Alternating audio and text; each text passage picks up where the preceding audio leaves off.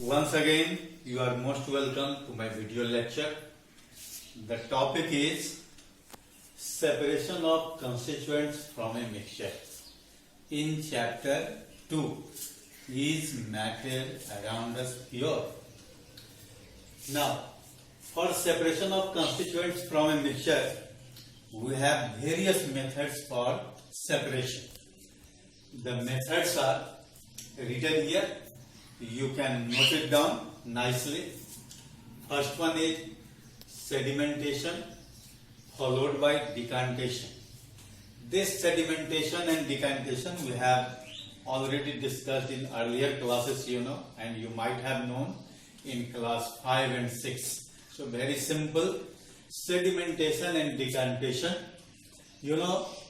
Whenever insoluble components are mixed in water, something like sand and water, when you mix them, then after some time, when it is allowed to stand for a while, then it begins to, the sediment particles in the form of sand, here, that begins to settle down at the bottom of the container. That is called sedimentation. And decantation is just by tilting the container when the liquid from top, if it is taken out into another container, then it is called decantation. So sedimentation followed by decantation. The example is sand and water. Second one is filtration. Filtration, using a filter paper, we can filter the precipitate or the insoluble substance that is left on the filter paper, and the liquid that passed through the filter paper is called filtrate. So here is chalk powder and water. We have already discussed in solution, suspension and chloride earlier. So here chalk powder is collected on filter paper and water passed through the filter paper as filtrate. So this is filtration. Third one is centrifugation. The best example is cream from milk. Centrifugation is a process in which the mixture is rotated at very high speed in a rotatory machine. You might have heard the name, dairy project, where, in dairy projects, that is, milk is taken, and thereafter cream is separated from milk.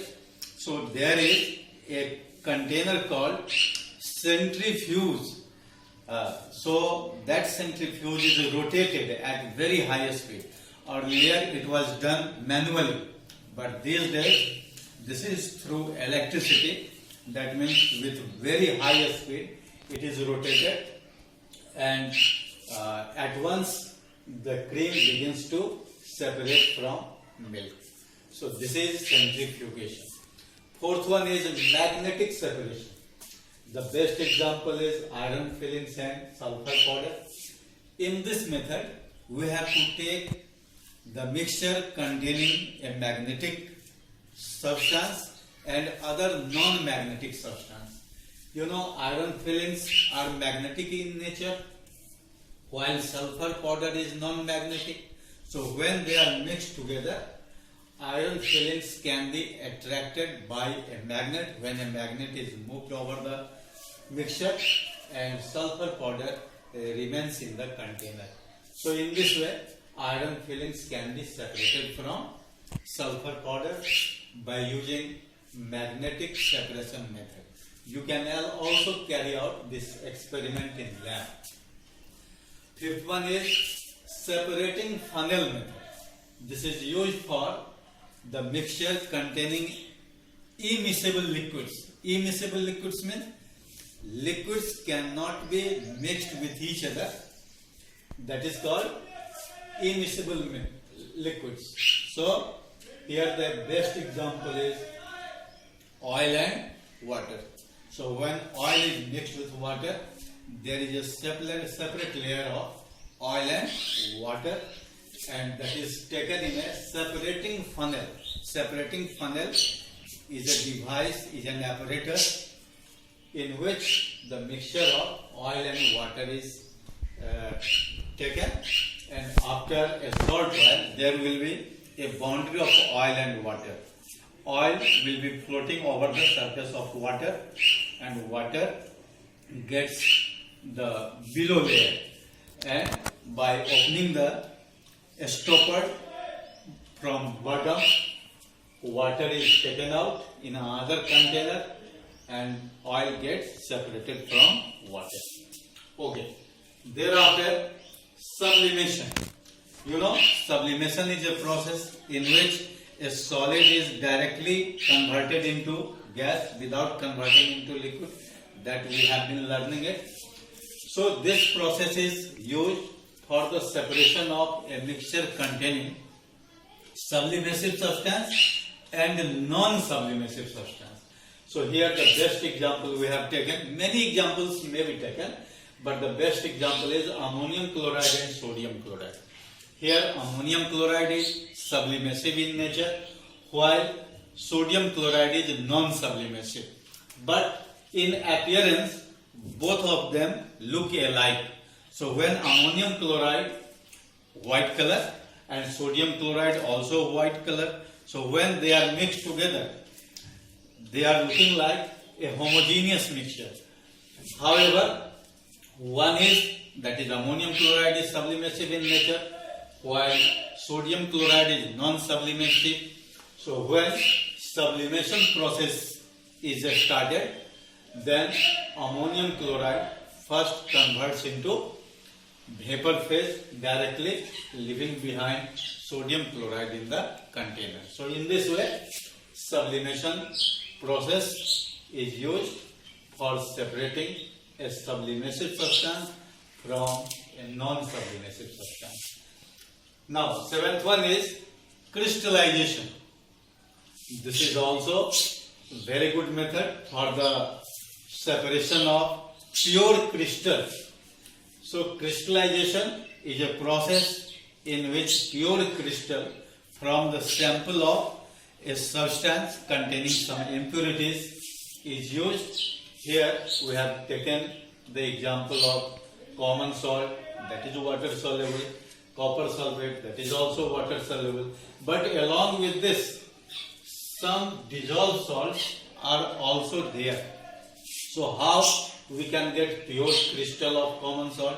How we can get pure crystal of copper sulfate? So this is done through crystallization. In this method, first of all, the sample is prepared as saturated solution. You know saturated solution? Saturated solution is that solution in which no more amount of solute can be dissolved. So first of all, we have to prepare saturated solution of either common salt or copper sulfate sample. Okay. So in crystallization process, first we prepare saturated solution of the given sample. Here the sample is common salt or copper sulfate. Any of the sample can be taken. Suppose we take common salt. So first we prepare saturated solution of common salt, and thereafter the mixture, the solution is taken in a china dish. Now entire mixture is heated, and the heating is continued till we get the saturation point. What is what you call not saturation point, that is crystallization point. So till we get crystallization point, but the question is how we can find out crystallization point. For this we take a glass rod and put it in the vapor of that mixture while heating, and when the glass rod is seen by removing the glass rod from the vapor, if the solid is getting precipitated or getting collected, then we understand this has got, the mixture has got crystallization point. So till crystallization point, we heat the mixture and thereafter we stop heating. Then entire hot mixture is just covered with a lid and then kept for cooling. And I think after half an hour or after 1 hour, the pure crystal begins to form. So pure crystal of either common salt or copper sulfate can be obtained using crystallization process. Now we move on to distillation. Distillation, it is also a method to separate components of a mixture, but it is divided into two segments. One is simple distillation, another is fractional distillation. Whenever the two components have boiling points differ more than 25 degrees Celsius, we use simple distillation. But if it is within 25 degrees Celsius or 25 degrees Celsius, then we can use fractional distillation. So very common example is taken here. Seawater contains, common salt and many dissolved salts in the form of a liquid, dissolved form. So they can be separated by using simple distillation method because their boiling points differ more than 25 degrees Celsius. And for fractional distillation, crude petroleum, you might have heard the name crude petroleum. That means petroleum containing a lot of impurities. So from the fractional distillation of crude petroleum, we get various components of petroleum, that is called petroleum products, in the form of. So, distillation has two segments. One is simple distillation, another is fractional distillation. Now, the recent and very important technique is chromatography. So, chromatography is a process. Chrome comes from the word color, and graphy, that is separation. So this means color separation. So chromatography is a process which mainly deals with the separation of different colors from a mixture of colors. So here the best example is taken, blue and red ink. So when blue ink is mixed with red ink to prepare a mixture, and this is through paper chromatography. Paper chromatography can be prepared in lab also using a filter paper, and then these two components can be separated by putting it in a cylinder containing water, and when this paper chromatography containing a spot of that mixture containing blue and red color ink, these colors can be easily separated and that can be seen through our naked eye.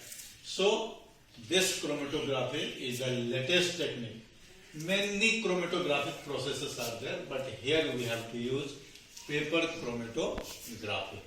So paper chromatography can analyze the blue and red ink present in a mixture, and in this way we have discussed various methods for separation of constituents from a mixture. So a very good note can be prepared, so you can go through the book also, and most of the questions are based on the terms that I have written, giving some example. Suppose you have to give the example of sedimentation followed by decantation, filtration, centrifugation, or any of the separating process. You can give many examples. So I have given one of the examples. Many examples you can find out from the book. And the last discussion is physical and chemical change. Here, let me write physical and chemical change. The terms are very simple. Physical and chemical change.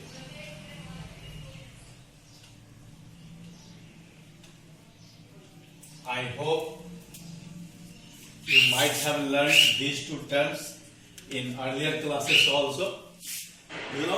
Physical change is the change in which no new substance with different properties are formed, while chemical change is that change in which a new substance with different properties is formed. So, very simply, for physical change, suppose here is bits of paper. Bits of paper. Which type of change is this? Bits of paper is physical change. This is physical change. So when a piece of paper is made several pieces, small pieces, then no new substance is formed because all pieces are coming from paper.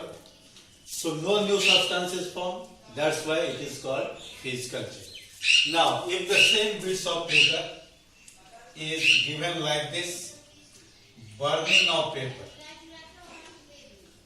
Burning of paper.